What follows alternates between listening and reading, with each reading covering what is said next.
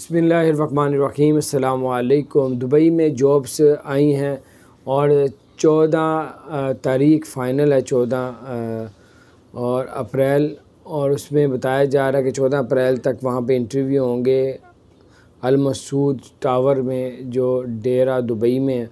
वहाँ पे आप लोग इंटरव्यू देंगे। 14 तारीख फ़ाइनल है। 6,500 सैलरीज़ हैं, और अगर आप दुबई में रहते हैं तो अल मसूद टावर डेरा दुबई में जाके आप लोग इंटरव्यू दें। अगर आप इंटरव्यू में पास हो जाते हैं तो आपको 6,500 सैलरी तक मिलेगी। तो बार ज़बरदस्त अपडेट थी और मैंने कहा आपको बताते चलें, इस मौके से फ़ायदा उठाएं। चैनल को सब्सक्राइब नहीं किया, यूँ सब्सक्राइब कर दें, बेल आइकन प्रेस कर दें ताकि नई सी अपडेट्स आप तक पहुँचती रहें। अस्सलामु अलैकुम रहमतुल्लाहि व बरकातुहू।